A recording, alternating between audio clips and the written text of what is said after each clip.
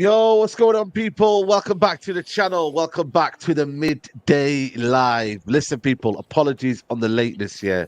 It's not April Fools. It's not no joke. You know what I mean? We were meant to start at 11:45. Yeah. Lee Gunner said to us, "Yo, can we do the show early? Because I'm doing a watch along at 12:30." And then Lee Gunner isn't here yet. You know what I mean? So Lee Gunner, you've done false advertisement there. So I blame you. You know what I'm saying? But hopefully he'll be doing his watch on at 12:30 and he'll join us. He might be still asleep. You know what I mean? From that dead game. You know what? Actually, don't surprise me. He's still asleep from that game yesterday.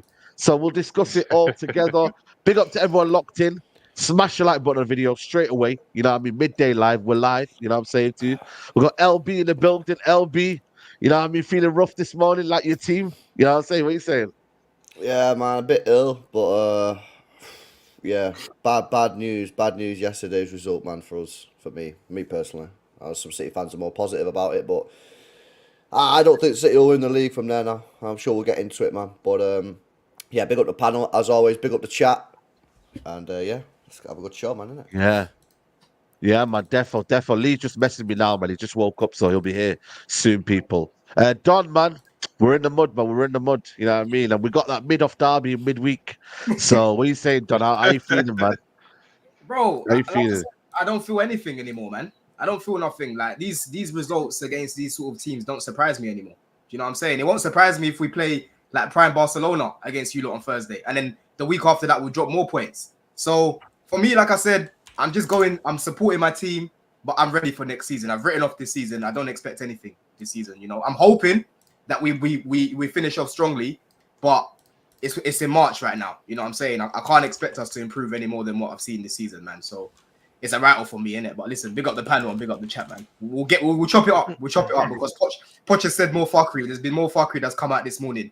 And honestly, this guy is just, yeah, man. He's actually begging to be sacked now. He's actually begging to be sacked. Yeah, man. 100%, man.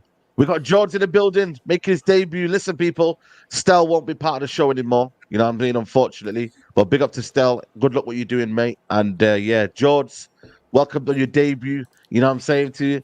What are you saying, man? Durag Diaries, man. What are you telling me? Durag Diary is only correct, man. That's why I come with a Durag today, fresh off our win on the weekend. You already know what it is. Good to be here. It's been a long time coming, but yeah, man, it was a good weekend all round. Couple rivals dropped results. We picked up a win, so we'll get into it. But happy to be here, man. Yeah, man. Defo, man. Rums, what are you telling me, man? You know what I mean? I did the watch on yesterday, and yeah, man. You know what happened, didn't it? That's what I'm saying, side. You need to keep doing them, but I'm good, man. I'm tired. Yesterday, even though it was a mad day at the game, I got in early hours. But other than that, I can't complain, man. Got the result we needed in the other game, done our job, needed to do our job. And yeah, man, just ready to chop it up. I can't lie. Yeah, Rom should be even like on top of me, to be honest with you. Yeah, I was gonna say, stop me yeah, in, yeah, though. you Stop get me my in, though. chance. Yeah, Pause. Stop me in. yeah. Yeah, even that one as well, man. You go down there. So, Hey, that was wild, you. Come on, man. You know what I'm saying, man? You man down there, man. Even though I'm the host, I can't go anywhere, innit? You know what I'm saying? So, yeah. And that was a big pause as well, by the way. Yeah, You know what I mean? Make sure you do that one next time. But listen, Broski, that game, man. Ah, my days, man. I feel like I won't get 90 minutes or 95. They decided to add 5 minutes onto that game ever again, man, then, because you know what it is, yeah? I'm not expecting this game to be the most glamorous game in it, but bro, it didn't even like give us a little 10-minute kind of like, you know, one of them 10-minute rushes, box to box, end to end.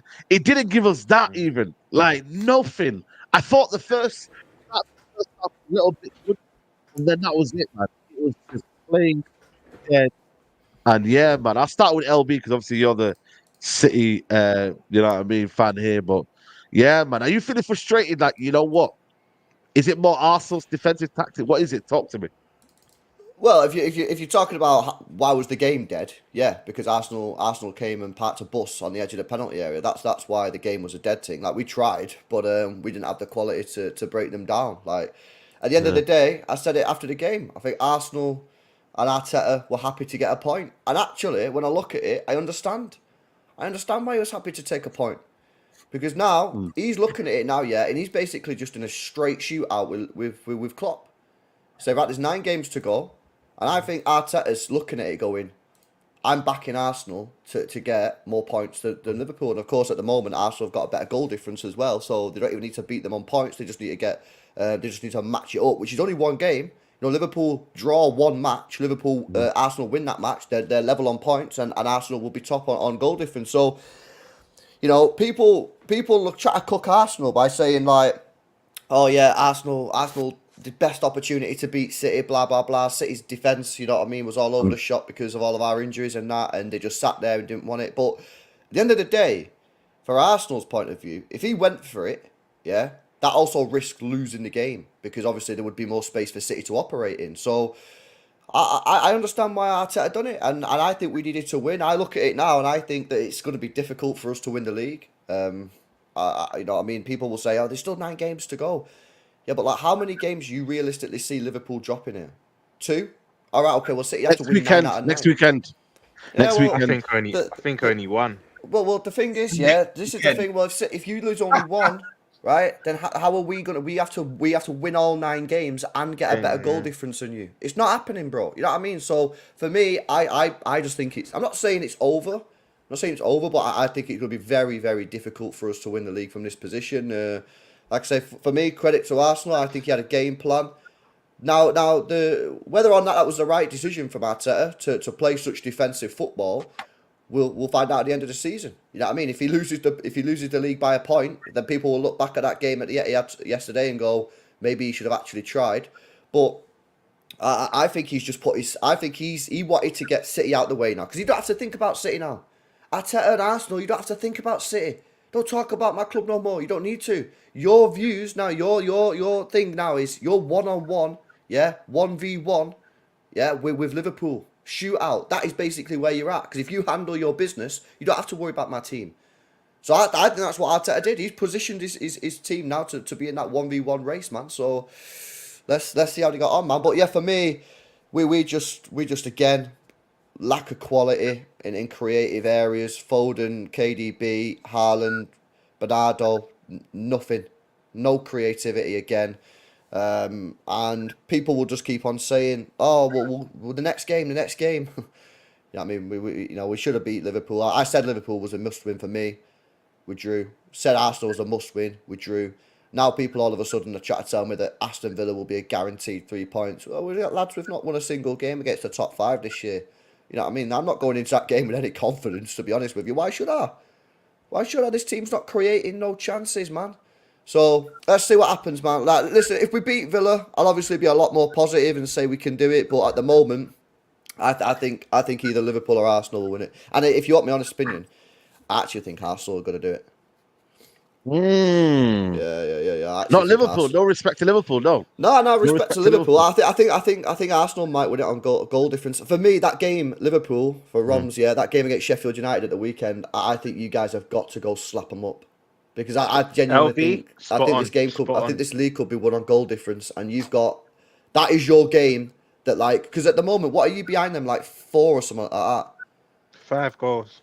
5 goals, yeah. So for me, I think you've got to look at that game, and you're 6 behind, bro. I think you've got to look at that Sheffield United game and go 4 or 5, absolute minimum. Because I think it's going to go down to goal difference. The thing is about City right now, like you've said, you're not creating chances, and for me, it's very clear to see why, bro. Because you're playing guys in positions where they're not best. You're playing Foden left wing. Bernardo Silva for me is all right at right wing, but a lot of your play, there wasn't anyone really stretching the pitch like Odoku would. You're missing a little bit of width.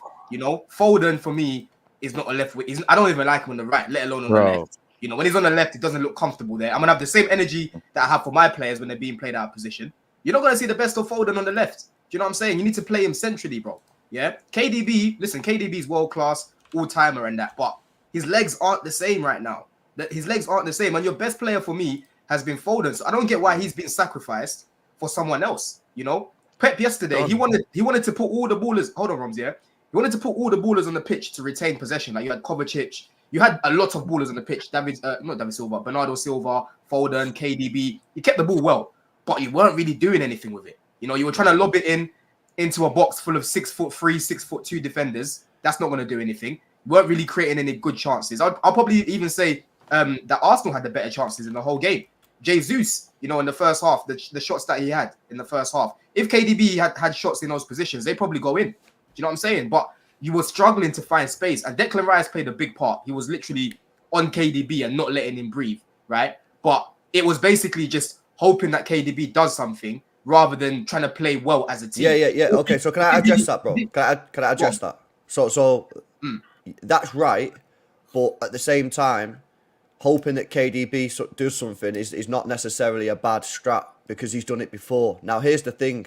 Of course. Since he's come back from this second injury, he's just not. He's looked so like slow and like tired and like not fit. So people in my chat yesterday, was like, "Oh, you think we need to sell him? Is he done?" I say, "Well, chill out. If this continues for the rest of the season, then maybe you have to have a conversation.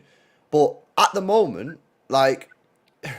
It's kind of like we're in a weird position, man, because like only one player could have stayed on yesterday. He had to take off either. Well, he didn't have to. He could have put Foden on the wing, man, and then took Bernardo Silva off. You know what I mean? But like, listen, leaving KDB on, hoping that he does something, ain't necessarily the worst thing in the world. But if he doesn't do anything, like yesterday, then people will be like, "Yo, what's going on here? Like, why did he just take KDB off and that?" So I think it's a weird situation, man. LB, I've got just to go off Don's point, right? Again, it might be a bold statement. You might not necessarily agree with this, but it's a question for you.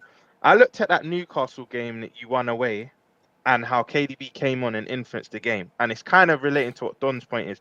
Me personally, I feel, and before people think I'm calling KDB a bad player, he's not at all. One of the best you've ever seen in this country. But I now feel there's no shock that Phil Foden's having his best season because he's playing centrally.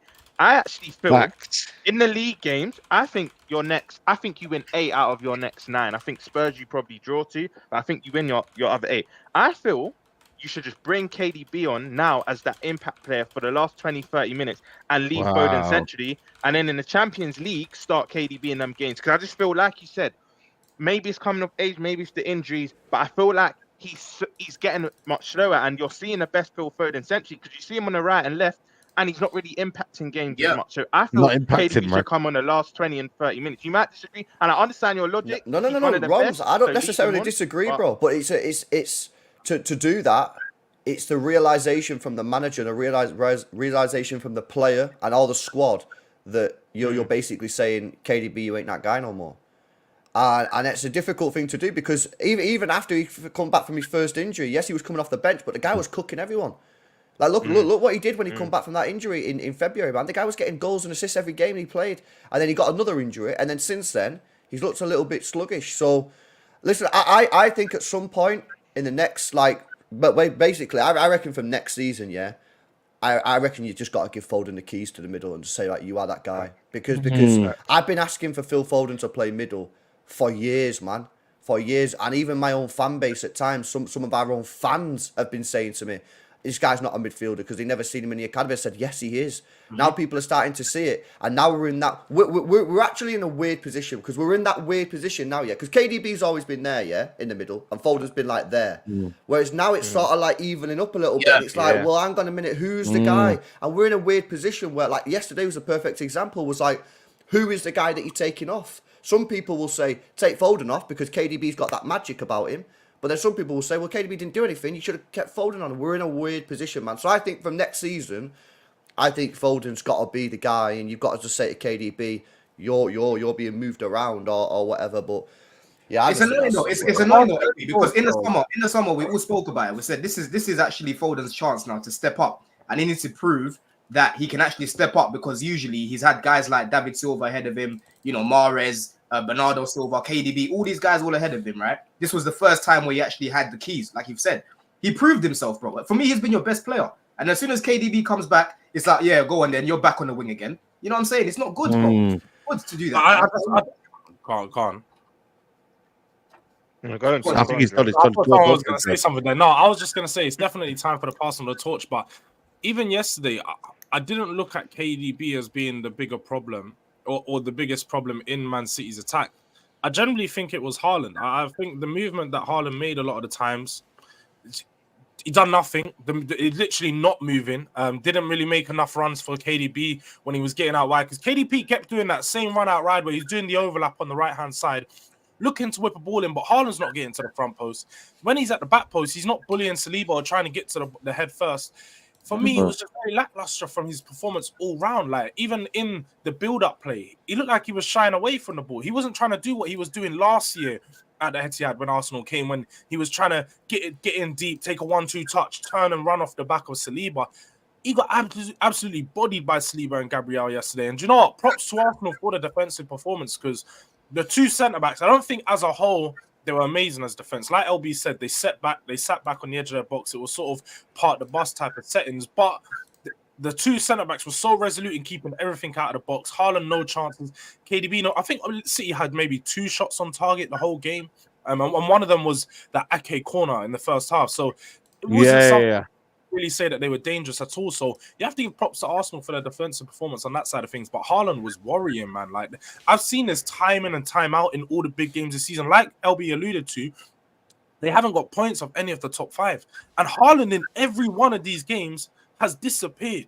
He's not giving City any options. He's not creating himself any good chances. And he's not even putting himself in the good positions to even score these goals. So there's a problem there, man. It has to be addressed. Haaland's he's not getting... Bro, I've got to say, though, I don't think Haaland's the problem, man. I don't think Haaland's the problem. I don't think he's the problem in this situation. I don't think he's the main problem, but he's part of it. But Jules, they weren't playing to his strengths, because we know Haaland on the ball, yeah. He ain't like a Tony, you know. He's not like a Jesus on the ball. No, he's not. You need to just get him in behind, yeah. Like transitional football, basically, is what you need for Haaland, yeah. Haaland yesterday, you saw what Roy Keane said about him on the ball. He said he's like a League 2 player, League 1 player, whatever it was that he said, right? And they're trying to play it to his feet constantly. Haaland's not going to do much because he's not that type of player, bro. You need to get it in behind. Do you know what, Don?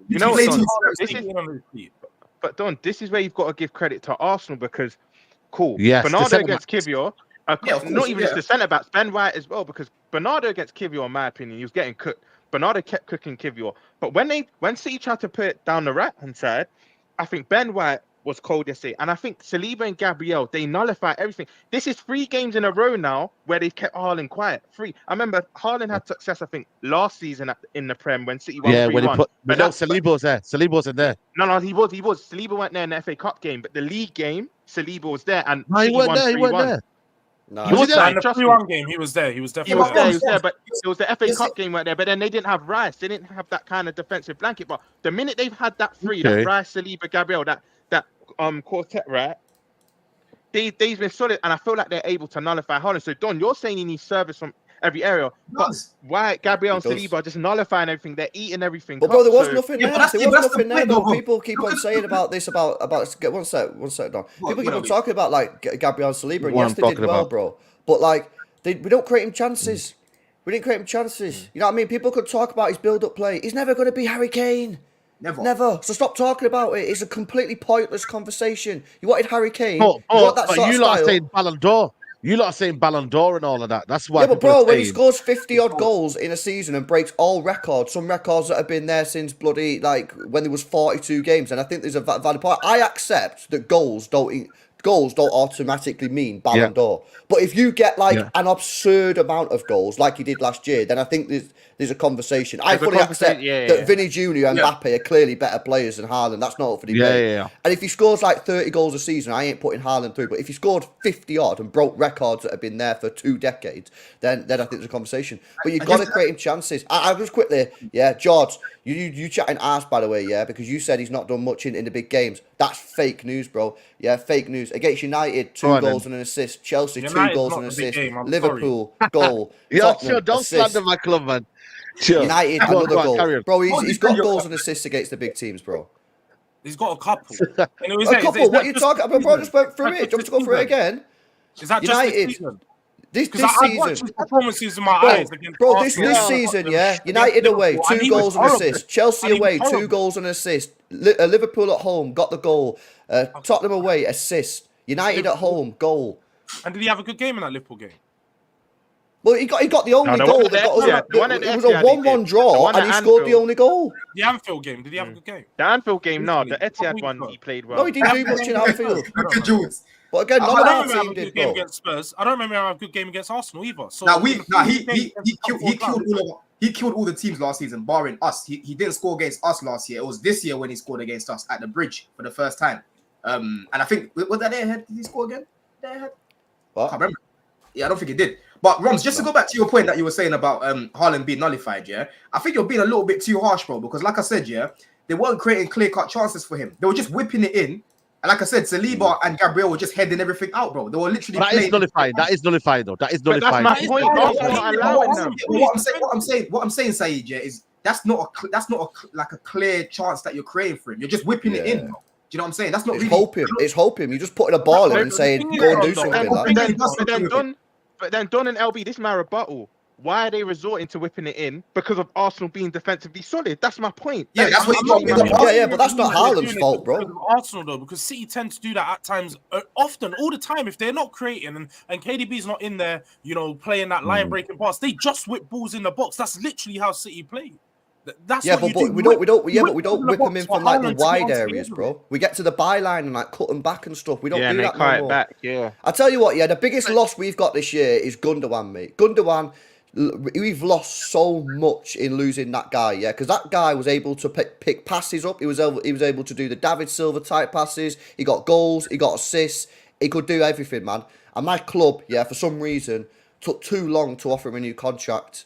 And now look at us, man. Mm-hmm. I mean, we got a little bit roasted in the window and that, but that was just silly, man. You know why? Yeah, go on.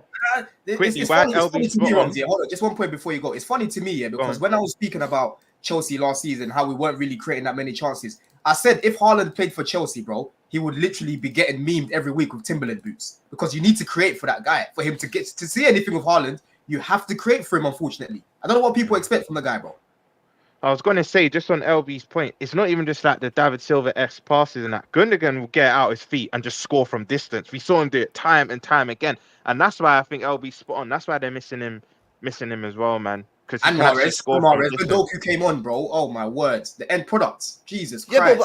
So listen on the Doku thing, I accept that the Doku end product's not good, but at least he actually tries, man. Like, he actually doing something. Like, and do you know the other winger's not doing anything. LB, do you know what is with Doku as well, right?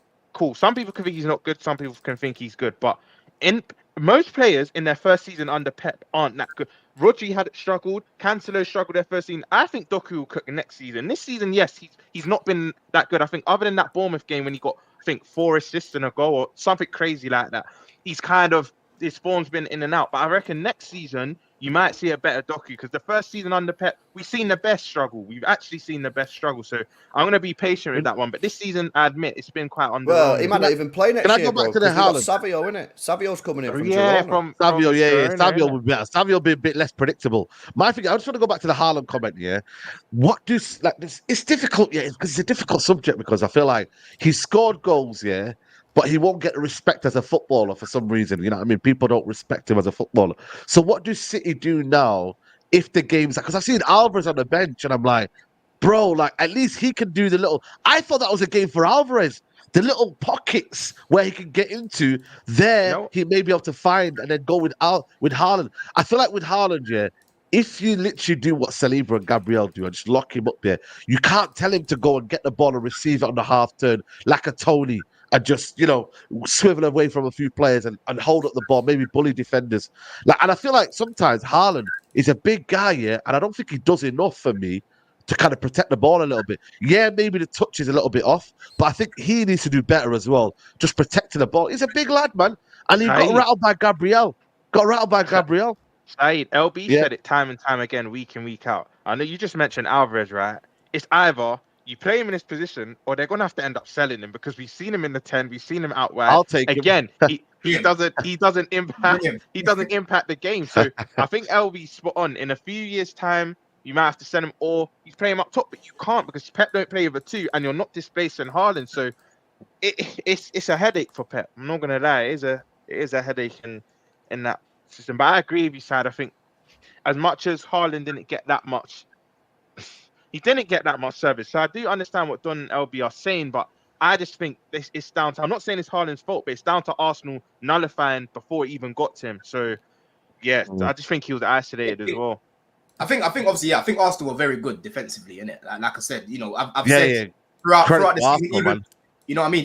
Even when they weren't convincing going going forward at the start of the season, one thing that I said is defensively, Declan Rice has helped them improve. You know, that triangle between him, Yes. Gabriel, and what do you call it? And Saliba, it's been good, bro. And Gabriel for me has been their best defender this season, bro. He's actually been better than Saliba. You know, Saliba wasn't that great on the ball yesterday. You know, Gabriel, this guy, man, he's starting to impress me more and more, man. Honestly, because before we used to speak about him like he's got, you know, a bozo moment. Is he the best centre back in the league? Is Gabriel the best centre back in the league? He's upgraded, he's elevated. I can't lie. No. Saliba's definitely better than Gabriel. I feel like the reason Gabriel gets I so don't much. think so. Not this season, George. Not this season. The reason I think Gabriel gets so much prop is because the level was here before, and now he's up here. He's stepped it up. The evolution has been massive. Saliba's just he's oozed class ever since he's come in. He's maintained the top level. Yesterday, I don't know if you saw his stats and saw how he was playing yesterday. He was cleaning up the defense, bro. Yeah. Sweeping up everything. Wait. Maybe there has been times this season where Saliba's had his bozo moments, and you know what? You've been like, Saliba, you need to do better there. He's the younger of the two, so let's be honest. He's expected to have these moments as a young player. George. But he's definitely better than Gabriel. There's no doubt. I think it's the better package. Gabriel's been better this season, bro. He's been better than him. Don, do you know what it is? I think, and bigger Ali A. For me, Verge is still the best. I might be biased, but I just think Verge individually. You see him yesterday, man, with his ass out again, man. You know what I mean? Against Brighton. After that, he was clear. But yeah, he was. I think Arsenal fans will agree. Gabriel's been better this season. Saliba's the better centre back, but Gabriel this season, you can even ask them. He's been the better centre back. Yeah, he's been cold this season. Cold. Even last year after the World Cup, Gabriel was the one that stepped up, bro. He was better than Saliba last year after the World Cup. You know what I'm saying? Saliba got injured though. Saliba was injured, Don. Yeah, but Saliba didn't get injured till later on in the season. Yeah, he was playing after the World Cup. He got injured later on. When he came back, Gabriel was on fire. I thought he got injured like January, February times. Nah. He was still playing for a little bit after the World Cup. He got injured towards the end of the season. I can't lie though. Yesterday, I saw a few people saying, that I was just about to say Gvardio. I saw on Twitter there was this Discord. Some people trying to say Gvardio had a bad game. He locked up Saka. What game was he locked up Saka. George, you know what? The agenda on this guy this season's been a madness, bro. No, that's what I was about to say. I've been so surprised at how good Gvardio has been in the left back role. Like taking on players, his forward play. He's been class. He could dribble. I didn't know he could dribble like that. He could dribble, bro. Bro, he's done that all season, bro. I'm like so shocked at it because, bro, George, all season people have been like saying on Twitter, this guy's a flop, this guy's been a flop. And I've been like, what are you watching, bro? Like people are raging about, raving about his performance yesterday. You know, he's dropped that performance so many times this season, but like, obviously no one really cares because he does it against like teams that no one watches. Like that's why, like yesterday, I went on Twitter after the game and seen all these people, like non-City fans, saying, "Oh my God, Gvardio was cooking." I was like, he's done that all season. You know what I mean? And then people say, "Oh, but he got smoked off Fofana." You know what? Football's got to the point. If you make a single mistake, if you make a single mistake as a defender now in a season, people just call you a bozo, man. It's just like, people make mistakes. Look man. at That's what Said happens. just now with Van Dijk. One mistake. Said wants to call it. You know what it is, with Gvardio, I don't know what people want. I said it to you, remember on Friday, I said, I don't think it's been a flop as what people have said, but maybe they haven't seen the best of qualities as much. I don't know what they want to see, but I feel like he's had good games. He's had a few shaky games, but I don't think it's been a flop. I've always maintained that this season. But obviously, when you come with a big price tag, people just want to see more. I don't know why they want to see more. You know what I'm saying? So, I've got a question for you. Obviously, Lee's not here. Do you think Arsenal have He's in the chat. He's in the chat. He's in the chat. He's in the chat. Yeah. So you reply. In your opinion, Saeed, do you think that Arsenal has an opportunity here to take all 3 points? You know what? I don't think so, I'm not gonna lie to you, man. I don't think so. Because at the end of the day, we did it with Fergie back in the day. When you go away to some teams, you just got to put in a defensive performance. You know how hard it was for us to go to the bridge every year? Stamford Bridge for Fergie was absolutely horrible. I used to be like, you know what? A draw's not a bad result, man. When you play the likes of Didier Drogba and these guys, Robin and like it's difficult. So that's why I'm like, you know what? It's not a bad result. But a lot of people are saying Arsenal's tactics were negative, Arsenal's tactics were bad. And I don't get it, bro. Because in the day, it's down to Man City. Man City, I'm the one. I'm looking at the game thinking, Man City are just too predictable, man. It just got a bit too boring. Side to side to side to side. I was like, boring, man. Boring. Do you know what else? Do you know what? It's very hard to see if the Arsenal result was good or bad. Yeah, cool. If you go to the Etihad and play your football, you're getting popped. It don't really matter who you are, you're getting popped. But listen, with context, yeah, that was the most depleted City team you'll get in a while. And that's why I think the way I see yesterday was the unstoppable force in City and the immovable object in Arsenal. That's why I predicted it would be a draw. I knew it would be low scoring. I knew it would be a draw. But I felt like Arsenal were pragmatic from start to finish. I feel like they should have mixed it up in spells at times, give it a bit more of a go. Yeah. And I think this is where Arteta got it wrong. Yeah, Martinelli should have come on before Trossard. Martinelli should have come on before Trossard because they needed to penetrate them a bit more, and things were just a bit slow. And even when Trossard came on, he should have squared it to Martinelli. That's a tap-in. That is a tap-in. Rom's let me come in on this one. One sec, Don. Can I just come in on this one? For me, yeah, because like I say, yeah, okay, so you can have like two sides of the argument. Was it a missed opportunity potentially for Arsenal? Yes, it was a potentially missed opportunity, yeah, 100%. But, as Rom said, the more that Arsenal would have pressed yesterday, yes, obviously the more they would have had a chance of winning, but the more they would have had a chance of losing the game. If Arsenal lost yesterday, I don't think they'd go on to win the league. My opinion, if they lost the game yesterday. What they've done by drawing... No, I disagree. Bro, because I'm telling you, man, if City won yesterday, I just think City will just go bang. Don't you guys think City go bang. We know what City are on. They just... City are waiting for a moment. City are waiting for a moment in the season to kick on. And yesterday, if we would have won, that would have been that moment. Is it mad to say... 1 minute, Don, quickly, just a quick point. Is it mad to say... And in my opinion, City win yesterday, they win the next 9 in a row. I genuinely, because I've just seen them do it before. I genuinely feel City would have won the next 9 in a row. I know they play you, Jordan. I know you're their bogey team. But City at this time of the season, the momentum with Liverpool and City, I would say, momentum's big for us. Once we keep winning, it just becomes normal, becomes natural. So I think LB spot on. And yesterday, the only other positive Arsenal can take, though, City hadn't scored at home, I'm saying here until since October 2021. No one stopped them. So the fact Arsenal stopped them, crazy.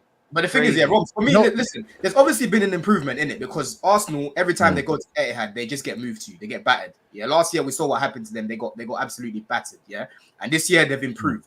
But for me, what I said when we played Man City, I said, bro, Arsenal have every chance of beating Man City at the Etihad if they're serious. Yeah, I did not expect them to play the way they did yesterday. I honestly think they should have just played their game and they could have beaten them because Man City are not invincible at the back. Didn't have no Kyle Walker. Didn't have no John Stones. Ake went off injured. I know Akanji's been good this season, but Man City, we've spoken about it all season. They're not the same. They're not the same Man City of old right now. They're beatable. Do you know what I'm saying? So as much as a draw, they'll take that point.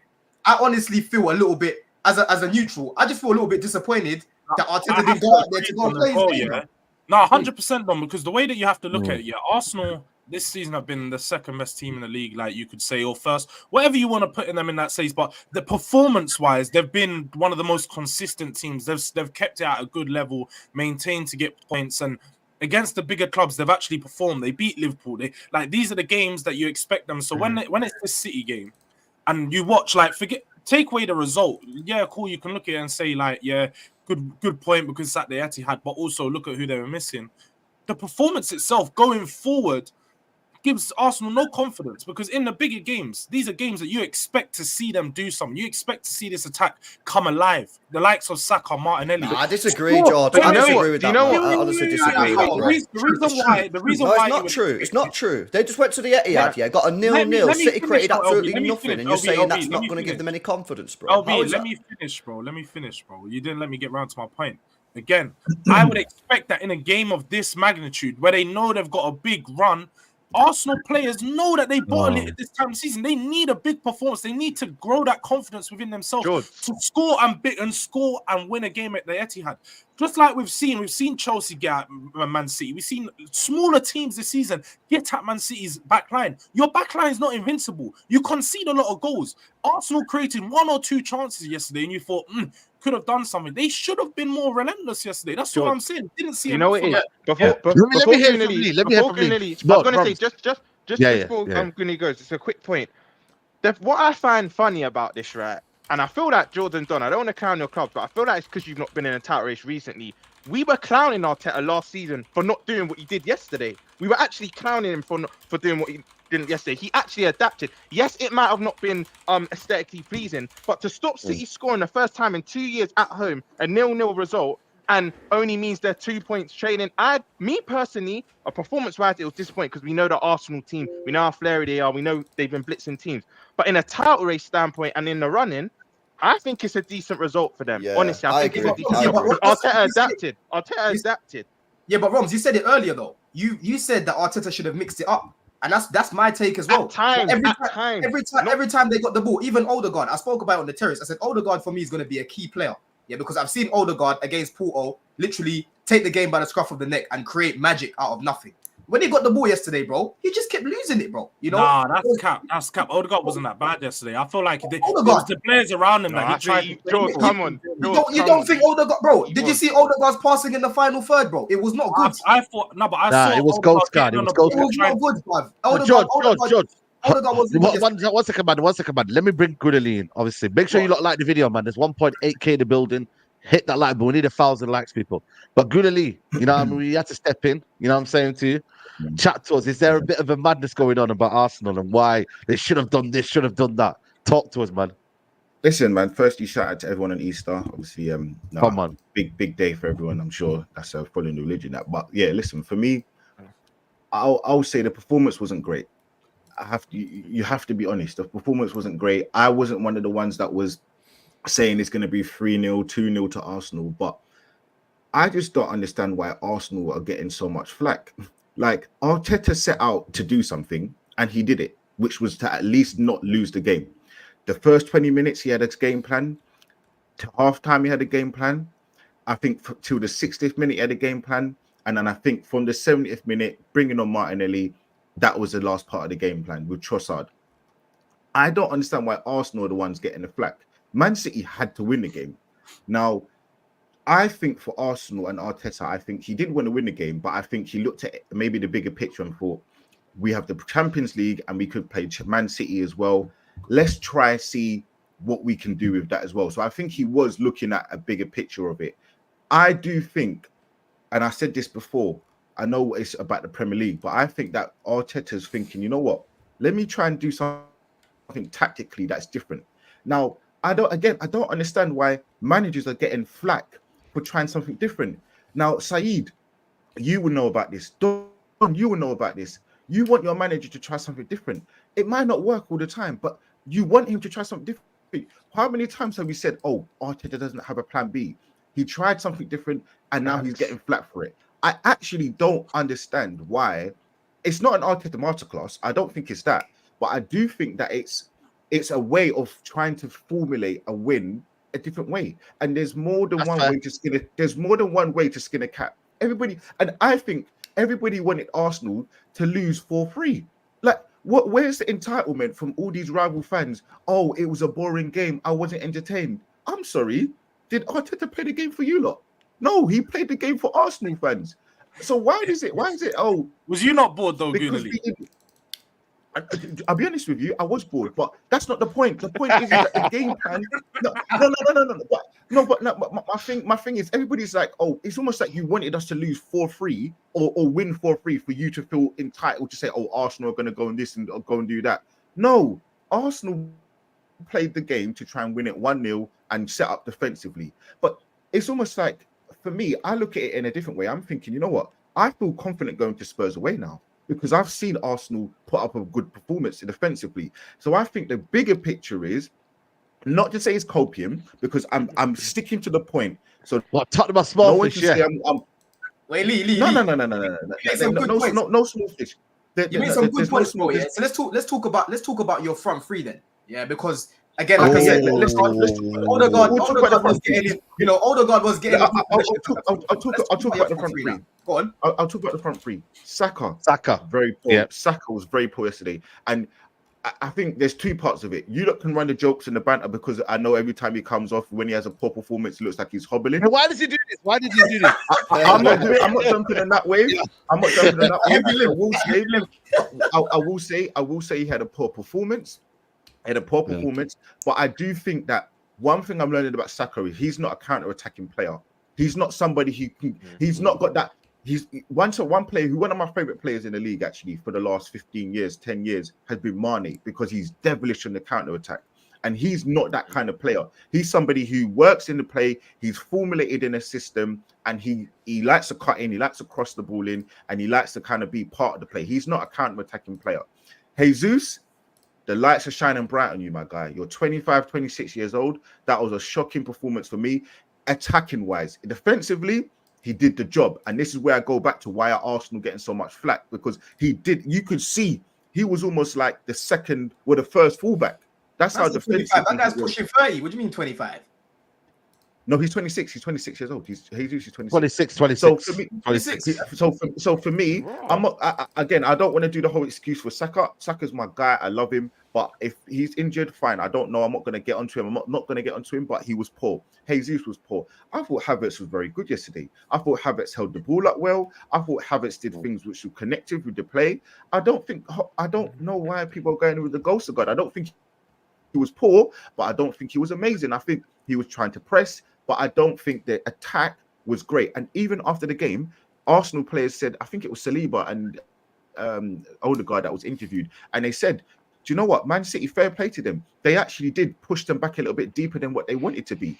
So two things can be right. Man City did play well at times. I mean, I think in terms of what people thought, it's because they're missing a lot of their first team players that they're just going to be a walkover.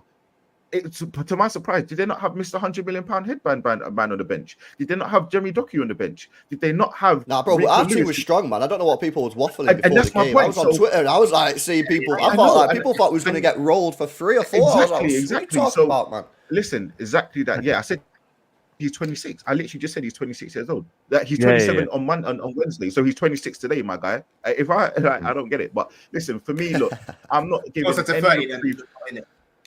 I'm not giving any reprieve to Arsenal yesterday in terms of the performance. No. I don't understand. I don't understand why Arsenal are getting so much. I'll tell you why. Can I tell you why they get getting slack? Yeah, because people obviously you sat back, right? But I understand why he's took the point. Now you will only know whether this is a good point and whether that was a good strategy by the end of the season, bro. And I know that's boring. I know people don't want to hear that, but that's true. If you go on and win the league by a point or win it on goal difference, people will look back at this game and go, wow, he took a risk and it paid off. If you lose the league on goal difference or by 1 or 2 points, people will look back at that game and go, strategy didn't work. As I said at the start of this stream, Arteta has put himself in a 1v1 shootout with Liverpool. 9 games left. Who gets the most points wins the league. If you win it, fair dues, big strategy. If you lose it by a point or 2, people will look back at this game and said he didn't try and win. He sat back and tried to get a point. He did that successfully, but it's a risk, and we will only know whether that was a good decision come the end of the season. That's just a fact. Do you know what, LB, as well? No, 100%. People are going to think, like I'm just defending the manager. But I honestly do believe Arteta spoke to himself yesterday.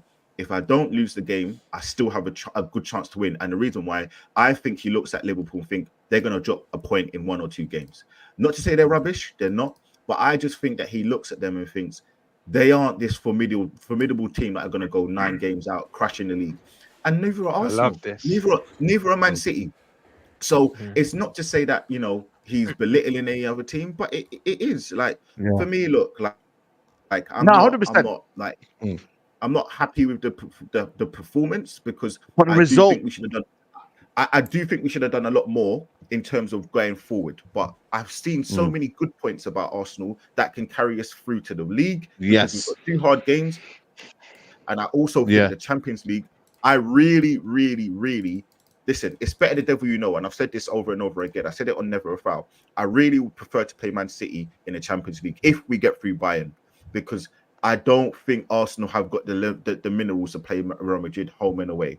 I would prefer to. And listen, I thought I saw a very good performance defensively that I think you can carry on into the Champions League. So listen, man, like I just really think that it's going to be it's a double-edged sword. Not great performance, but you can take a lot of positives as well. Big up to everyone locked in, man. Make sure you keep the like in the video. We've got Ghost Nathan there says Arsenal is free to fall. Good player signing away from winning the EPL. As of now, we've got a solid defensive midfield. Saliba and Gabriel had Haaland on hold Just on that, usually Lee, what do you think cheating. of what do you call it, Zubimendi? Because I saw that came out again today. You lot been linked to for a minute Yeah, now, isn't it? I don't think he's all that, yeah. man. Honestly, I agree. I'm not sold on him, but you know what? It's hard, innit? I'm not again like trying to defend the manager, but bro, how many signings does this guys make and they work? Like, it's Yeah. hard to say. It's hard to me to be like, oh yeah, I think bro, Havertz is the typical one. Everybody on this channel had him down as the signing, the flop of the season, and he's definitely not. He's not. Yeah. He's not been crap at all. So it's hard to kind of like go against him. But personally, as a player, I don't think he's the guy that's going to help us win the league. Let's talk a Liverpool. Let's talk a Liverpool, man, because they're top of the league, man.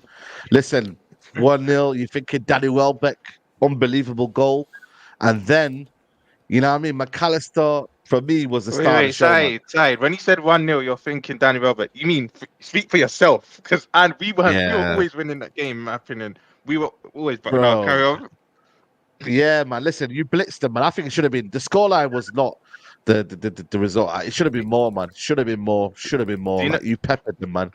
Peppered Do them. you know what it is? Do you know what it's sad? Like I said, I can't say 100% knew, but I was very strong in my opinion that Arsenal and City would draw. So I said we had to win this game. It was a must-win game, and we did win the game. Welbeck scores early, and the guy next to me says, "Oh, De Zerbi's gonna get one up over us again." I said, "We're winning this game. I know what my team is when it comes to attack race. We're winning this game." What I will say is the first 25 minutes, Brighton kept beating our press, and as good as Bradley and Kwanzaa are, that's what happens when you have two young players next to each other. Because Adingra was ripping them a new one time and time again. That first 25 minutes, whenever he got the ball, I kind of felt a bit unsafe. I was like, "Oh, what's going to happen here?" But then this is when I have to give credit to Gabriel, Kwanzaa and Bradley. They both matured as the game went on. We went 1-0 down, no heads dropped. We started singing. I don't know how it sounded on TV, but the Anfield was rocking yesterday from it was. outside of the stadium. And I just knew we'd win. I said to the guy next to me, "Relax. If they had scored 1-0 with 10 minutes to go and they're 1-0 up with 10 minutes left, then it'll be like, But it was 2 minutes in. This is Anfield, and I know obviously we've drawn to your team side, we've drawn to Lee's team, we've drawn to LB's team, but we don't lose at Anfield. We've not lost in the past. I think Leeds was the last team to beat us. So I'm always confident at home that we're not going to lose. We're not a guaranteed win, but we make sure we don't lose. But then McAllister and Salah, right? I don't think a lot of people are speaking on this relationship. But did you see how much times in that first half McAllister kept finding him? He put it on a 2-pence piece every time for Salah, and Salah wasn't as clinical. Yes, he's coming back from injury, but McAllister, and there was people, I can't believe there was not even people, there was Liverpool fans started the season saying he's not it. We need to say, Ryan, if you're watching, I'm speaking to you. We need to sell him. I was like, just relax. Once we get a DM and we get some industry around him, just relax. McAllister will ball out, and you're seeing it now. I think Endo, McAllister, and Sabozza as that unit.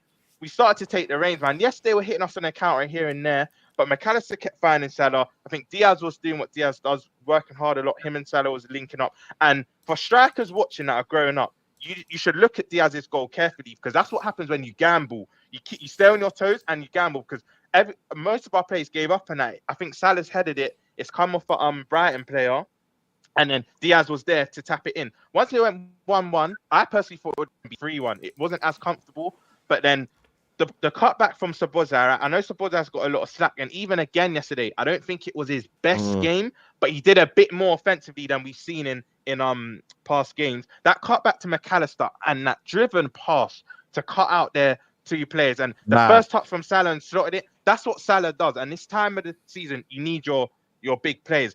And the fact that it was a must-win game and we won, and to kind of put the pressure on Arsenal and City, I was loving it, man. But that game, I think, was excellent. I just want to big up Bradley and Kwanzaa as well, because that first 20 minutes, You know, is Kwanzaa ahead of Konate now? No. Is Kwanzaa ahead of Konate now? Is Kwanzaa become the main guy now? You know that Roy Hodgson? Okay, let's not take the piss here. Kwanzaa's cold, but Konate comes back in. Do you know why I'm so confident, right? And I'm going to say it here for the first time. If we beat United, I think we win the league. And I say that to say this. Relax. Konate, no. Listen to what I'm saying. If we beat United, I think we go on to win the league, because I think the next 7 games, it will be tough. No title race isn't supposed to be easy, especially with City and Arsenal breathing down your necks, right? But this is what gives me confidence. We had no Konate, no Jota, no Jones, no Alisson, no Trent. They are 5 starters that come back into the team in the running. Jota's doing individual running. Trent said he'll be back for Atlanta.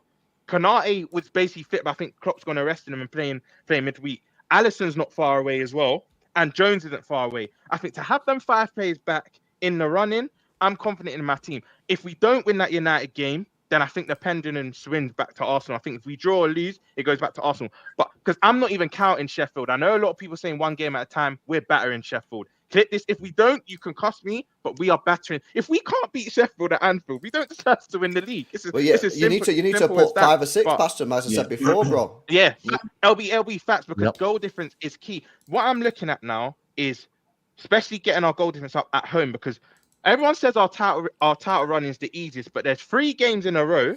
Everton, Derby, anything can happen.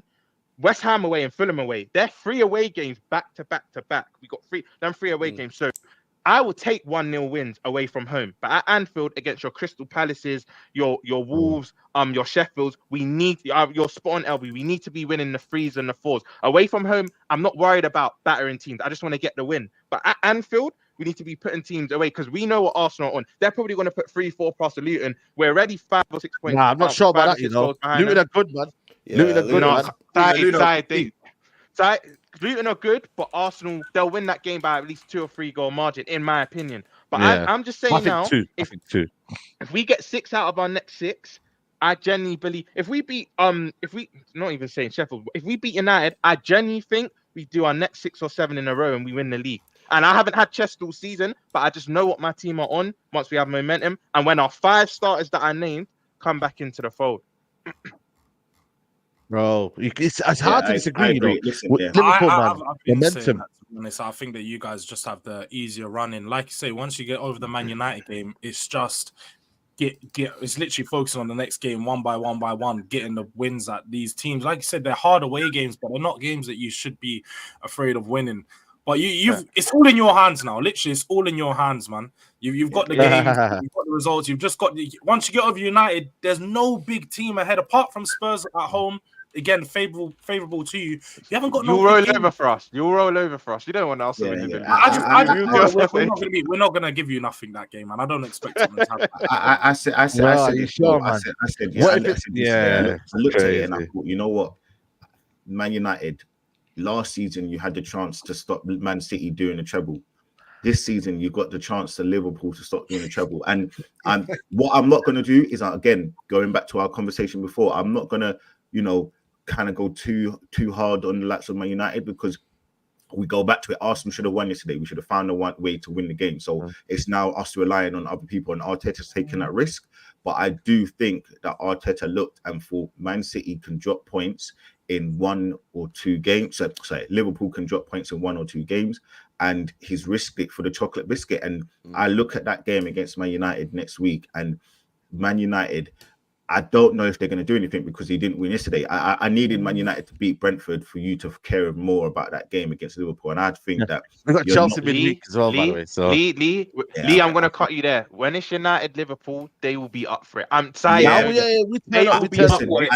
know you're right. But I just think that Man United, that performance against Brentford was. Yeah, we'll discuss it. We'll discuss it. Don't worry. Because I want to get to the picture on Liverpool. That was crazy. That's crazy. So listen, fair play. Liverpool have held in there, and you've done well. You've done well all season, and fair play to McAllister, man. Like, he's done well. So easily signing this. One of the signs of the season. Him, Declan Rice, couple of signings there, been one of the signs of the season, man. So big up to Marco Dean. Also 28 possession. Man City 70 first half. I'm not getting excited to watch Arsenal versus City again. And Zayn says our defense against City means the league is ours. Listen. From one side of the Premier League to the other side of the Premier League, it's we're gonna combine Chelsea and Arsenal and United, yeah, because I feel like we just need to talk about them both equally, because equally we're banter, but Chelsea, you know what I mean? Listen, bro, 10 men against Burnley, and my man Don, you know what I mean, is parading Mudryk diving, you know what I mean, and whatnot. It's mad. That was shameless, bro. That was shameless. Chelsea fans, before Don goes, I just want to say something. Yeah, because I don't want to talk about my. Obviously I watch Big Six, obviously, and it's boring. It is boring talking about Chelsea, but You know my thing with Chelsea that I always think about? With the money you spent, we don't even expect you to win the league. We don't expect you to finish second or third now. Even though for the money you spent, you should be up there. We're not even saying finish fourth. We then moved the barometer, and we said, you know what? Okay, fine. Can you at least finish fifth? At least. You can't do that. Yeah. We're now saying, okay, Europa League, because now obviously the fifth place can get Champions League. You can't do Europa League. We're now saying, can you please get Conference League? You can't even do that. Nope. We're now begging you, can you please finish in the top half? I don't understand how Chelsea fans can talk about any of their players in a glowing light. That includes Palmer. That includes Gusto. When you are 11th, your team is a disgrace. And these Chelsea fans will still prop their little shitty mantle, their trophies on a mantle, believing that they are to be spoken about. You are 11th with the money you have spent, and you pretend that it's the manager. I don't understand. And Saturday was a perfect example, prime example. Don, all your players started, Don. All the players wanted to start. You know what it is? We talk about Poch. I didn't realize, because I didn't watch the game, I didn't realize that Company got sent off. So you know what that proves? It proves all on the players, because the manager wasn't even there for Burnley. So we can't even talk about the players anymore. We have to talk about these players. And that includes Palmer. Palmer was there and stinky. For me, he wasn't stinky. No, you've got this weird agenda on Palmer. Listen, he wasn't stinky. You're taking me wrong. You're taking me wrong. He wasn't stinky. I'm saying the whole team was stinky. Yes, but we can't put Palmer on a pedestal when he was part of the performance. Bro, don't do this. You just don't want to sack a Palmer conversations, bro. That's what he's trying to do. No. We can't do that. Cole Palmer, if it wasn't for Cole Palmer, Chelsea would be relegated. I think even Don can agree with that one. Yeah, Chelsea might be in the relegation zone without Cole Palmer. Let me even start this segment off by saying this, what Pochettino said. More madness, yeah? Pochettino admitted after this disappointing draw against Burnley that when his team has nowhere to run, their solution is to give the ball to Cole Palmer, sensing he will know what to do. Yeah, our manager is saying that. He didn't actually say that. It's April Fools. You're gonna say April Fools, isn't it? No, it's not April Fools. He's literally said it. Where's his quote? That's crazy. It's coming. Put it on the screen. I'm not even saying April Fools. We need it on the screen. We need it on the screen. Get it up. Go on the Blue Dodger and you'll find it, Saeed. Yeah. But listen, first of all, like I've said, Lee, listen, rivals are gonna say it's not the manager, it's the players. Yeah. I've said it throughout the whole season. Everyone is to blame, from the owners to the manager to the players. And the other day, I saw people trying to get onto Poch and that and whatever. Cool. I don't think Poch has built a system in this team. You know, I don't think Poch has been good enough overall in this season. But the other day, it was mainly on the players, bro. I'll be real with you. You know, he started the pivot of Enzo and Caicedo. There we go. There's the quote. You've got the quote right there. Yeah. But like I've said, it was a very casual performance. I don't know what it is about us when we come back from international break. We never play well, bro. Yeah, I told you these guys are young delinquents. It's like half term, bro. You know half term when you got half term and the first day back, no one's on it. No one wants to learn. Yeah. Same thing as these man. When they come back from international break, they get smoked by Brentford. When they come back from international break, they get smoked 4-1 by Newcastle. When they come back from international break, they drop points against Burnley, a team that's going to get relegated. Do you know what I'm saying? The first 10 minutes, Burnley were popping us, bro. I'm seeing patterns. I'm seeing a style of play. You know, it's just in that final third, they weren't good enough. That left winger, I keep forgetting his name, the guy that plays for Burnley. This is the first time that I've actually seen Gusto getting cooked. Gusto was struggling on that side, bro. Struggling to maintain.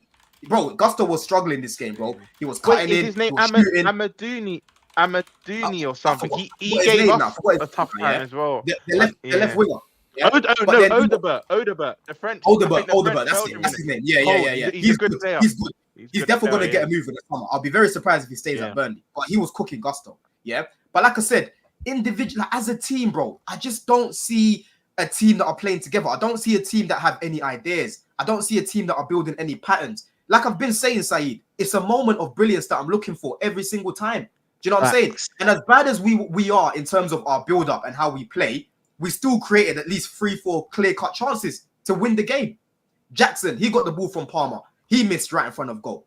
Mudryk, he had a chance in front of goal. He kicked it straight at the keeper. Sterling, Palmer gave it to him as well. He missed when he came on, off the pitch. Gallagher, he's getting in good positions to release the ball. He's shooting. You know what I'm saying? This is just naivety, bro. So, like I said, Poch has got to go because clearly there's no structure. There's nothing that's been implemented in this team. But I still can't ignore the fact that we had good enough chances to win that game by a couple goals. Do you know what I mean? And the fact of the matter is, we score.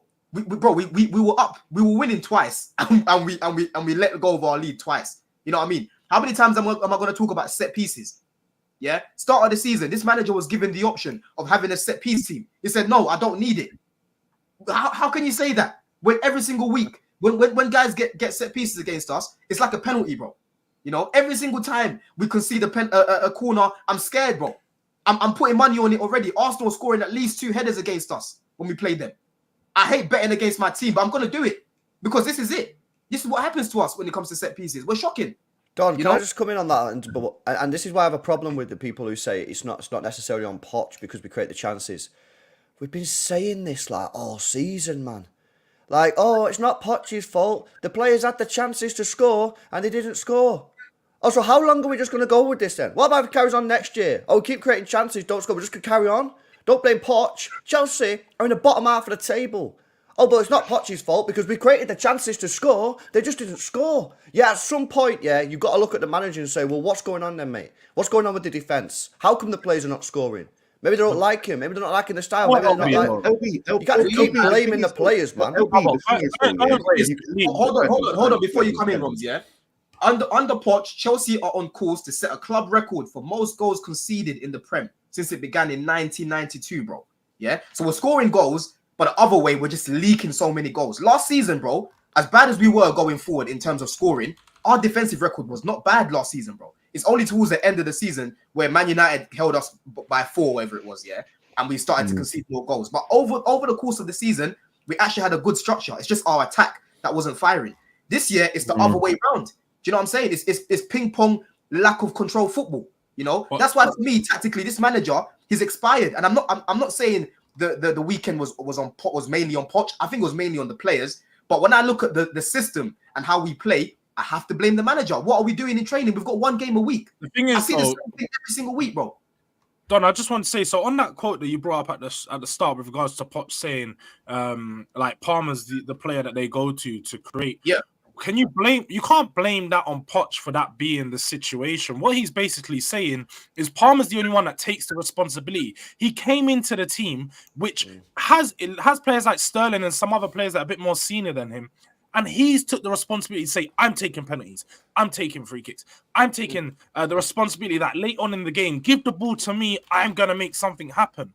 You can't blame Poch for making that happen. That happens on the pitch, whether Poch likes it or not. You have 1 or 2 players that are going to step up and ask for the ball and demand that the ball goes through them because they feel like they can create something. You have players on the pitch like Sterling, Madueke, Mudryk, players that sometimes you can't blame them, but they shy away from the ball. When they get the ball, they're not creating enough. But when there is times where Chelsea shying away from the ball, maybe not just. I said it at times, not just this performance in particular, but at times they shy away from the ball. Mudryk, I hear it, confidence issues. I know you've alluded to quite a while. He should have started because he scored goals and he's been playing all right, not starting. But also, you can't blame Poch for not starting him because you have players like Sterling who you expect. Oh, look, another Spurs fan defending Pochettino. My shock, man. It's mad. LB, I don't think you get. I don't care. I don't have literally nothing to care about for Poch. I'm not. I'm just tired. I'm just tired of hearing. You all sound like that. I don't care about Poch. You all start off your sentence with that. Exactly. I don't care about Poch. No one seen me this season defend Poch. I'm not defend Poch. I'm just simply tired of hearing Don saying it's Poch when I've looked at his players in his attack. Those players in the attack are just simply shit. Hold on, let me give you a perfect example. Yeah, let me give you a perfect example. When we just spoke about the Liverpool game, yeah, and I don't know what it is on Twitter. There's this thing about De Zerbi being a hipster manager. I think he's a good coach. Yeah, like Rom said, Brighton with lesser quality are managing to beat Liverpool's press. When it was us, bro, I'm looking at our players and they looked clueless. The structure that game when we played them at Anfield was all over the place. We weren't able to build nothing. Yeah, and like I've said, bro, I've spoken about this with United as well. When I look at United on the pitch, I look at a bunch of players that don't know what they're doing, bro. You know what I'm saying? And these guys are young. These guys are young players. Yeah. He literally said Cole Palmer, sensing he knows what to do, because Cole Palmer has that football IQ. He's beyond his years. But these guys are still young, bro. They need instructions. They need clear instructions. And for me, I'm not seeing anything. Enzo, them man. Yeah. Enzo was actually decent. I don't know why people are trying to get onto me. I think he was actually good. And this is my point. This is my point. Hold on, Lee. And like I said, yeah, we are a bunch of individuals. We're not a team. Yeah. And this manager's to blame for that. A big part of that, because bro, every single week, chopping and changing. Truth. How are you gonna build chemistry, bro? I'm looking at a team that doesn't know how to play with each other yet, bro. Badiashile and Disasi, cool, they played with each other in Monaco, but they barely played together this season. Badiashile's leaving apparently. Let me tell you now. Let me tell you now. There hasn't been a chance. There hasn't been a proper chance to build relationships, because this manager still hasn't been able to work out his strongest 11. There's been injuries, but even with the injuries, he's still been able to put out a good enough lineup, and he hasn't done it enough. You know what I mean? And the other day, just going back to the theme of the season, we have not been able to build chemistry. You can go to Arsenal's 23s. You can go to Chelsea's under 23s and put out a mishmash team, and they should beat Burnley with no manager. I agree. Those players, and you know the joke of it, Chelsea players haven't even down tools on the manager. Those players are absolutely ridiculous. I don't understand how managers can get the flack for Jackson missing chances, for Mr. World Cup Enzo, right? The superior Mudryk, who's better than Martinelli all of a sudden. All of this Palmer talk. But what we like to do is, Palmer's just, golden boy, young player of the season. But, when he's not saving his team's bacon every single week, he's still young, it's this, it's that, it's that. For me, he's saving us all the time. They're not. Listen, all I'm saying to you is we can't keep giving these managers all the flack when these players, there should be no tactics. Go out and have fun, because Burnley. No, and I didn't. You know what? I thought, they got a red card in the 60th minute. You had the red card from the 40th minute, 40th.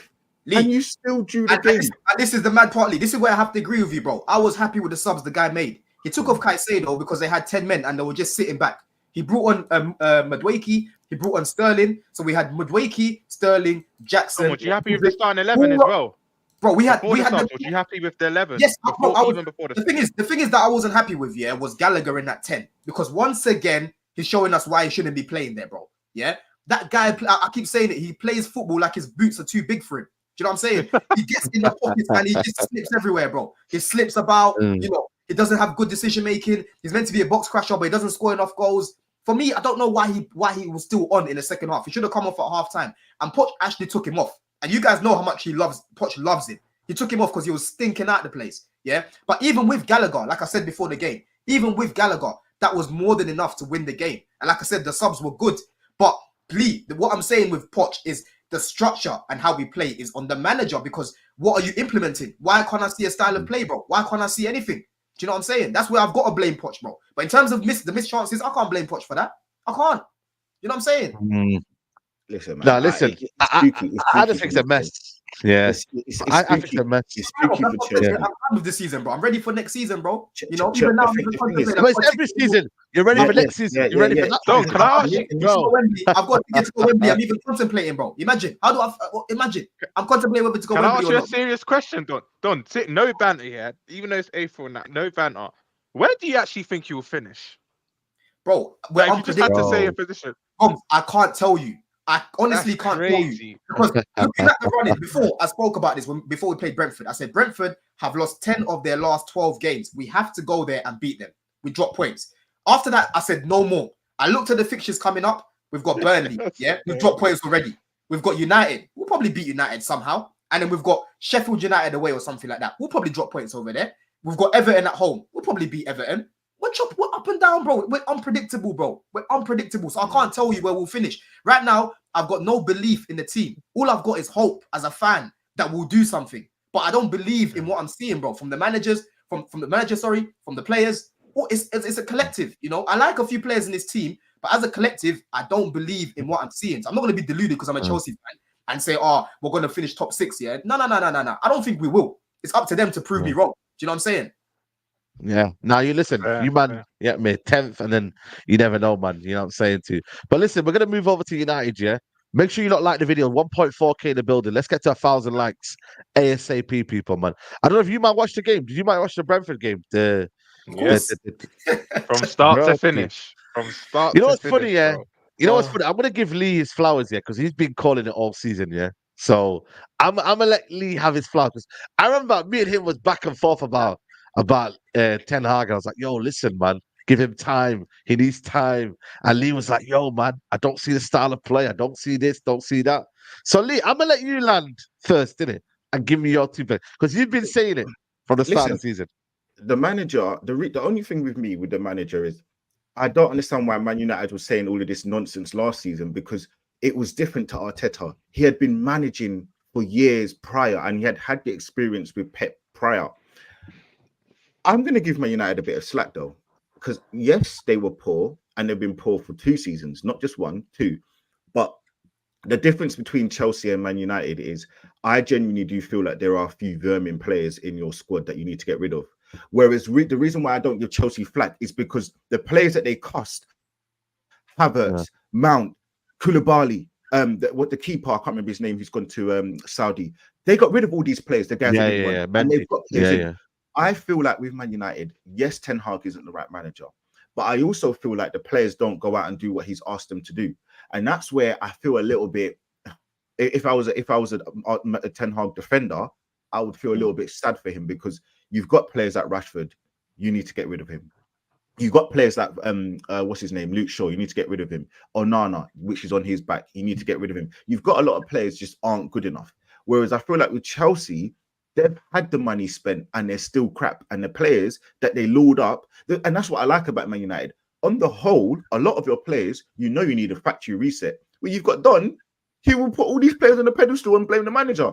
So but come on, you got to look at that though. That's my point though, Lee. That's my point. A manager's key, bro. When 2 things can be true. And he had them lot lingering in relegation, and Emery comes in. Look where they are now, bro. Things can be true. Lee, you know when he said, sorry to cut, even before Ten Hag come in, you know, he said there's like players that need to go, like Onana, I think you said Rashford, and you said Luke Shaw. But this is where Ten Hag's complicit, because look at his signings, your Mounts, your Amrabats, your Anthony, and they're players that also need to go as well. Not necessarily Mount, but the other two. And they're his signings. The thing is, though, when you look at a lot of his signings, and someone made a great point, a lot of them have been down to the board in terms of loan signings and stuff. Listen, I don't care about Ten Hag. I want him to stay because he's terrible. But some of the signings, you do need to get rid of the crap before you can see what he implements. But he's complicit in what he said, though, Rob. You're right, he is complicit. McTominay, bro, McTominay has no benefit to anybody. But he believes. And Lee, some of these weren't board signings. Don will tell you. Ten Hag persisted on the likes of Mount. Mason Mount, 3 bids. Okay, fine. Listen, but you also have to put you also have to put into context that yes, he wanted Anthony, but he didn't want him for 100 million. He wanted him for 40 million. But he persisted though. Once he persists, you want it. But you want if you want this guy, you think he's going to be a difference maker. Fine, he's made him a huge mistake. But you could say the same thing for Arteta, who's doing wonderfully well right now, and he brought in, so he re-signed Aubameyang, and then you could talk about him and his person. Listen, all I'm saying is the manager is at fault for sure, but I do feel sorry for him because I do feel a lot of the players have down tools, whereas at Chelsea, I don't feel they have been as bad in terms of not backing the manager's way of playing.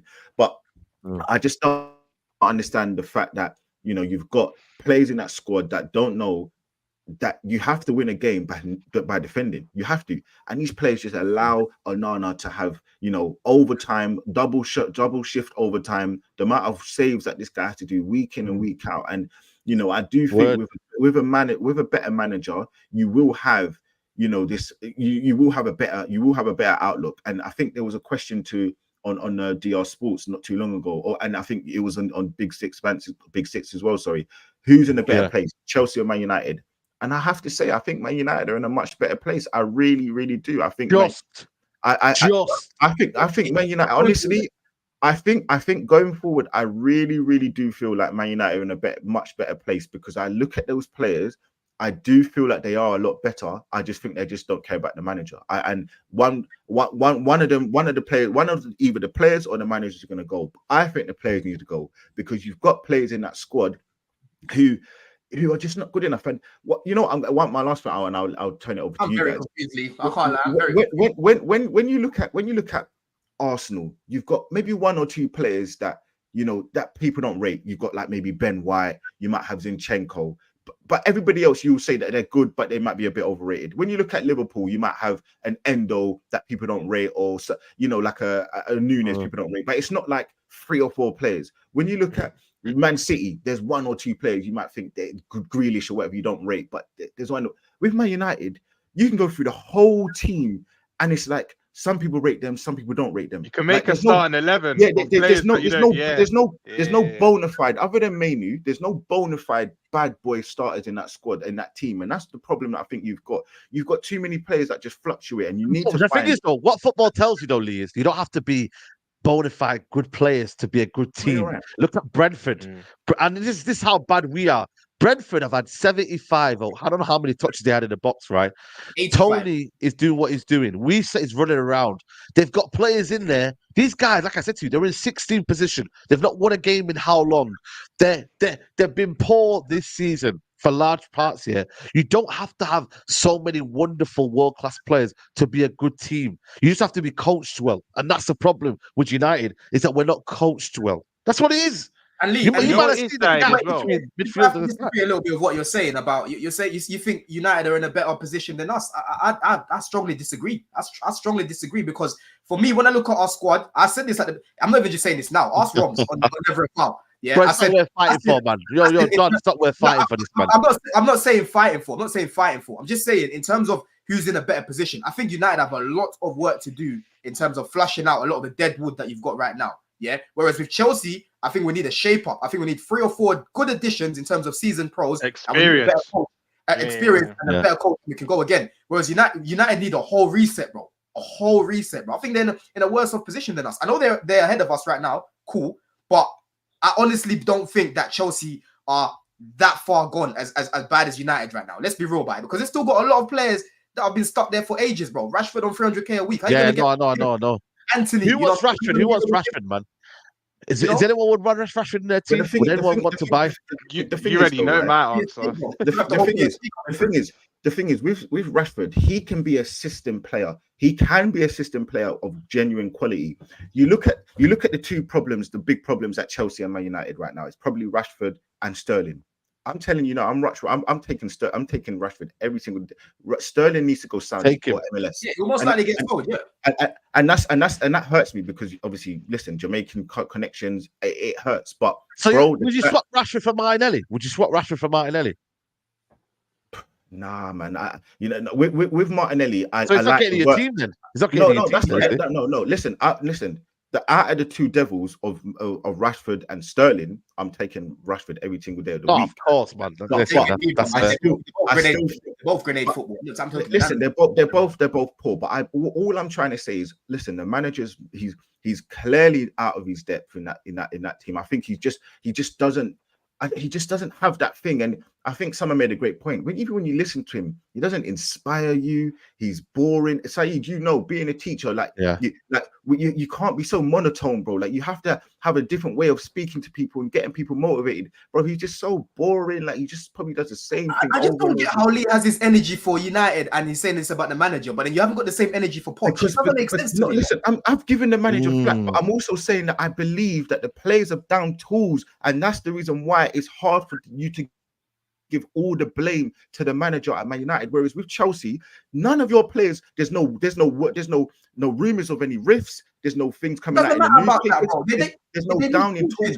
Hold on. There's no downing tools in terms of performances. When you look at Man United, everything is coming out about them, which is absolutely just poor all over the pitch. And let me just say something, Lee, as well. It came out like 2 days ago. Hold on, Roms. Yeah, I'll let you land. Yeah, it actually came out 2 days ago. I don't know this Graham Bailey guy if he's reliable, but apparently he's the match in it. He put it out. Apparently, the players, they want to change from Poch.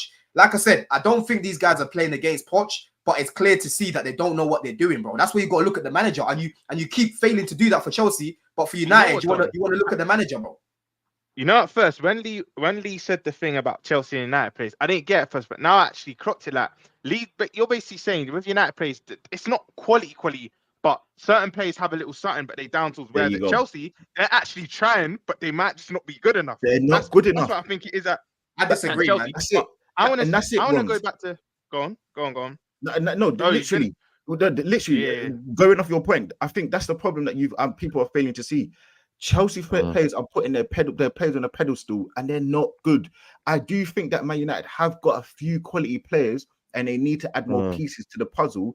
But they're just not doing what their manager just down in tools week in and week out. Sorry. And that's the Guys, difference. do you know who I feel sorry for? I can't let Lee get away with this one. Roms, let me just ask a few questions then. Let's go through my team then. Yeah, the team that started the other day. Is Caicedo a good player? Yes or no?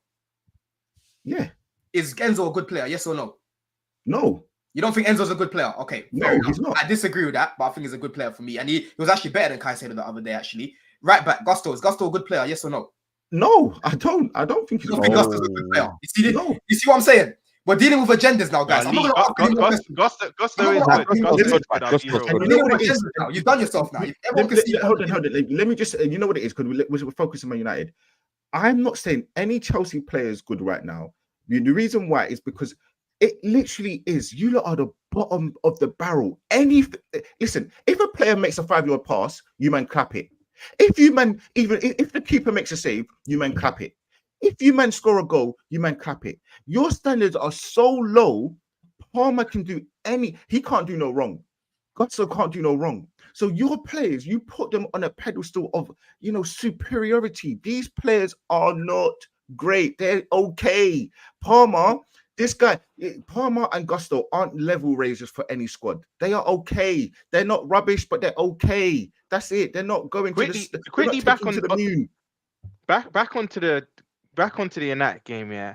Do you know why I was so happy that Brentford come away with something? Not only they deserved it, they deserved to win. Because I think side by the 70th minute, Sky Sports showed the graphic, 20 shots on goal to your 5. It was something crazy like that. But do you know why I was so happy? And not only I hate you lot, not only Brentford deserves something from the game, but I'm actually happy they got something from the game, because United, I've been saying this, have been poor for a whole year. After the Carabao Cup that they won against after the Carabao Cup they won against Newcastle, you looked at your foot off the gas to the point you were looking over your shoulder with us to get top 4 last season, and you were 10 points clear of us at one point. But the thing is, I'm so happy Brentford got something, because I thought it would be one of these games, and this is why United are where they are in the league, and you would admit, Said, United can be poor. They've been poor most season, but they always find a way. They always get that last-minute winner. They always get either McTominay saving them, or Mainu at Wolves, or sometimes even a Rashford or a Garnacho. I'm so happy United didn't come away with 3 points, because I was saying to my boy I was watching the game with, United are going to win this 1-0. United are just going to win this 1-0. You've heard the saying in football, if you don't take your chances, the other team will go up the other end and score. When Mount scored, I turned it off. I actually turned it off. I said, United have scummed another win. I didn't go on my app and I see 1-1. I was like, I started fist pumping, because like, finally, United haven't got away with it. Their performance is matching the result. We can't even say matching the result, because Brentford should have won that game. But finally, like, their performance was bad and they didn't get a good result. Do you know what I mean? The result, so yes. I was just happy we've been robbing it. We're trying to rob a bank, man. Yeah. That was a finish by Mount, though. I have to give Mount his flowers. That was a good finish by Mason. He needs to start. I need to see that on Stamford Bridge. And where's Ahmad? Where's Ahmad Diallo? What's he got to get a game? Nah, he was suspended. He was suspended. Let me take his top off. Fair. So he'll be back. You get me? So do you reckon he'll start though outside? Because I reckon if he won't. Ten Hag has blood on his hands. He has blood on his hands. He won't start. He won't start today. He won't start on the weekend. It's simple as that, man. So I just want to see Mount against Chelsea, so he can just dunk on them. You know what I'm saying? So if he can dunk on them, that'll be amazing, man. Listen, so save your energy for Sunday, man. Save your energy for Sunday. Don't worry about midweek. Bro, man. I want to it all into. Listen, I want it on Thursday. Don't worry about that. So Mount scores a winner. Listen, I don't know, man. I can't lie to you. Lee, can I get your opinion on something, yeah? Quickly before we wrap up, Side, because I know, Side, you said a couple of weeks ago that you don't think they will. But if Arsenal are top by the penultimate game, I think you play United second to last game of the season, Lee. I want your opinion. Yeah.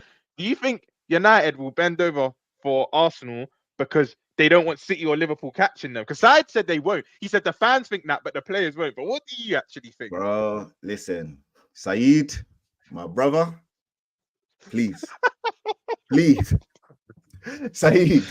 But the league could be wrapped up by then. Listen, I'm telling you. United won't get top 4. Listen, I'm telling you, I'm coming, Manny. We're going for a kebab. We're going for the finest Yeah. kebab. Any way you want. On me. I don't mind. I got listen, I don't know, man. 2 properties in money. I got 2 property in money, so I got to come up there. So listen, I'm coming. Yeah. Come on. Come No on. way. Nah, listen, we'll see. By then, you just got to keep winning your games, though, man. Then you'll get to see where you are in. We'll talk soon. Yeah. We'll talk soon. Listen. Yeah. And I know, you know what, Saeed? I know you like Pepe's as well. And I was watching Big Six. I know you- Pepe's, chicken rice box. Chicken rice box. You know, I know you Yo. like it. I know, so listen, they're good. With the Perry sauce. Oh, hey, listen, man. We there. Are you moving into one of Lee's properties? Yeah, I see you beefing neighbors. Listen, man. Listen, on me, Bro, on me, listen, on this me, guy, on me. man. Listen, bro. I need that league. Bro. I Listen. said, I'm watching the football. Yeah.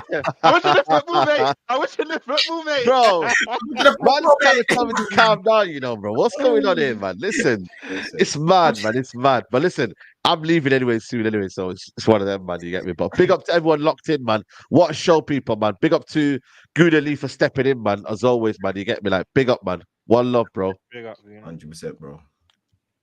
Come on, man. Make sure you follow up Gouda Lee. Make sure you follow Rums. Big up Rums as always, man. Come on, yeah. Me, Cal from Coffee and Monts probably run something at 11 or midnight, just reviewing the Brighton game, speaking all things Liverpool. Not 100%, but keep your eyes peeled for that. Yeah, man. Defo, man. Don, big up to you, man, as always, man. Big up, man. Big up the panel, man. Good show, man. But yeah, hit up my YouTube, nearly on 300 subs. Crazy. I didn't expect this many views, to be honest, man. But yeah, we're pushing 4K. Putting more content out, of course. And yeah, love. Yeah, man. Big up to everyone. And you, man, and you women as well. Make sure you like the video as well, because we're on not even 700 likes. We need at least 1K likes, people, man. So push up the likes before you leave. And yeah, man, we'll be back next week for the midday live, man. Obviously, midweek fixtures as well. Make sure you tune into that one as well. And obviously, next week, there's some big games on the weekend. I think United, Liverpool, and obviously Arsenal. Who Arsenal playing on the weekend? Brighton away. Oh, could be a sticky one. Could be a sticky one still. So we'll see, man. We'll see. But yeah, man, midday live, man. We're out.